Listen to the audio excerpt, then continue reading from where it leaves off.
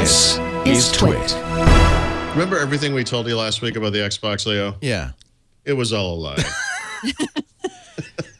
This is not even a mulligan at this point.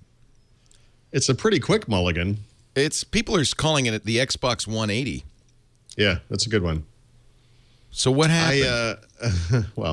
I assume you've been paying attention to the fact that the whole world seems to hate Xbox these days for some reason. Yeah, which I have to say I felt, and I think we talked about this last week, that was unfair. It's the publishers that are demanding this, and at some point Sony's going to have to do the same thing too, right? Well, I mean, feels like. Look, there are individual policies that they had enacted, that they announced, I should say, that I disagreed with, absolutely. And, I'd written my own little articles about, here's how they can fix this, here's how they can fix this. I don't understand why they have to be so draconian, in their decision-making. It was very Windows 8-like, Right. And I thought it, kind of a mistake. But that said, I mean, my own leanings, personally, and I'm just speaking personally, but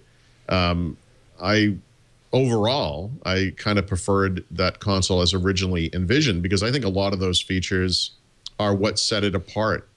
Such as PS4.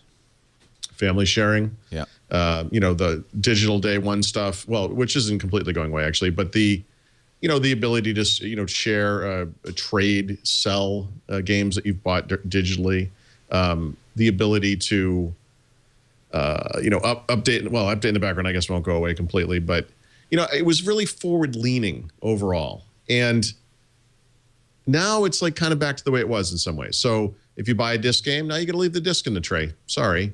Whereas I think there was a middle ground that could have been reached, like on that one, for example. There isn't going to be a button that you could push that says, I'd like to do it the original way?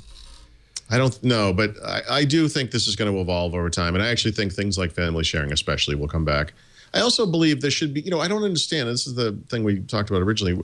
Why can't there be a mode where you say, look, I accept the always online requirement and allow me to share my games, allow me to install by disk, but not need the disk, And some of this seems like it might have been a response to something that could have backfired badly on Microsoft. The military, the soldiers who said, hey, we like to play Xbox games on the front.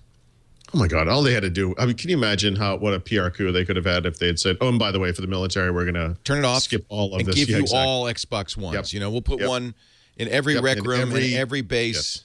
Wouldn't it apparently cost in every Middle East nation on earth, if I understand how this country's going right now. But yeah, I mean that would be, I guess we're going to check them all off the list. Gears of Syria. Yeah, it's going to be a hot new title.